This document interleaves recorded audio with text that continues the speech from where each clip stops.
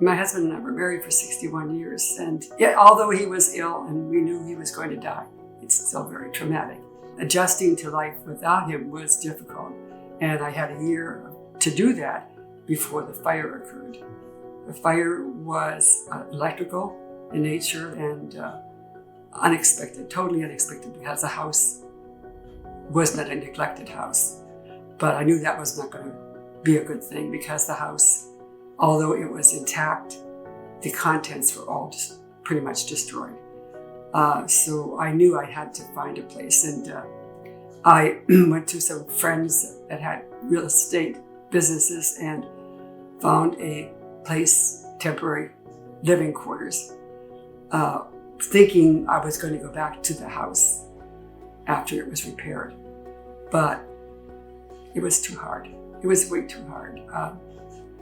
The memories without him, the things that we did, sitting out in the back patio together, having coffee in the kitchen, it was too much. The fire and his loss was too much. So I took the insurance company's offer to leave the house. So I have one son living in Erie, and the smartest thing was to move closer to him. When you're this age, you don't want to be by yourself. And I knew I'd have to have somebody close. So it was perfect. I was comfortable moving in this area. The house needed some work, and my family, my grandsons and my son all pitched in and made it just perfect for me. So that was getting here. Physically, being in the cottage was okay. I was safe. I was warm. I was fed. It wasn't that at all. It was never home, and I didn't know where home was. So for 5 months, I was in limbo. It's hard to say that with any sadness, because people are in limbo and don't have any hope. But I knew I would eventually find something. It was a difficult time. Good support, family support, friends brought clothes, jackets and boots. And in the old days, you don't wear other people's clothes. You don't take someone else's dishes and use them. It's just, I guess, humbling, or maybe that's not the right word, disgraceful that you can't afford your own, or that you would wear something that somebody else wore, or buy something that someone else used. Like you aren't worthy or can't afford to take care of yourself. You have to rely on somebody else's throwaways. But I think it's a while since people are thinking that. That's changed a lot. I think that's, like I said, my mother would never do that. I think there's a perception that thrift stores are junk stores or whatever, trash. That's not the case. And so you really have to take a moment and go, it's not going to hurt you. I don't know what other things would hold people back from trying, but if you don't have the wherewithal to do those things, then you should try it, because it is a good answer. It saved my life. It really did. Saved my life in terms of comfort and essentials. The first time I was in the Thrifty shopper was in 2020, probably this summer after we bought this house. And that was how I started to pick up things for the house. So I had never been there before, and it was close to where I live, so it was very convenient. The interesting thing is, I thought a Thrifty store would be, a little chaotic, and it's so neat, and it's so well laid out, and the things are displayed so beautifully, they tempt you to buy, even if you don't want to buy, because the quality is always there, and everything is clean. It's a clean environment, it's a safe environment, and anytime where there was a piece of merchandise that I wanted and maybe not wanted to negotiate, they were very kind to me. And of course, they were very professional. They never got friendly, kind of, oh, what do you want, Lucille? It was never that way, and I was okay with that. I preferred to be treated professionally and with kindness, and I got that a lot. And that was very comforting. I enjoyed the way things were laid out. I really, really did. I don't know, it just was kind of nice.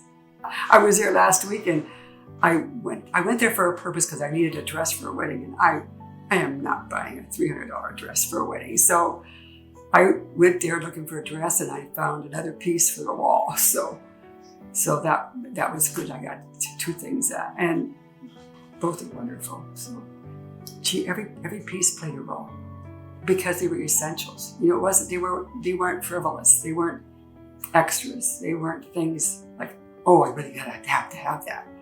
Everything had a purpose, whether it was, frames for pictures that meant so much to us, to me, a table for the television, dishes, my linens. I had no linens and placemats and clothes.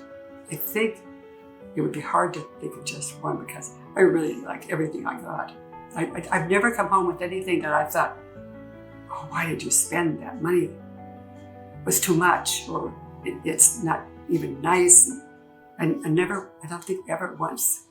Now that I'm not going as often to the store, I decided that I was looking at things in the house and I thought, I don't think the City Mission has any clue how their merchandise impacted my life. And particularly after a fire.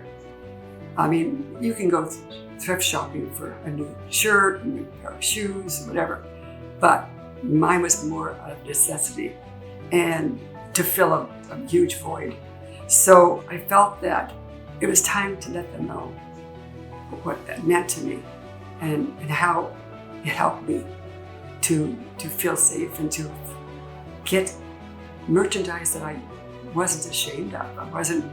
I tell everybody, it's not a big deal. It helped me so much recover from the fire because when you're in your 80s, you really don't think about replacing every spoon and dish and bowl and pan that you had for years. And that was huge. So I wanted them to know that those things made a difference in my life. It made a huge difference in my life, and it gave me comfort. I wrote that in the letter, and I left the letter. I didn't want any hoopla, so I left the letter on the counter in the store when nobody was looking. I left it there and went about my business.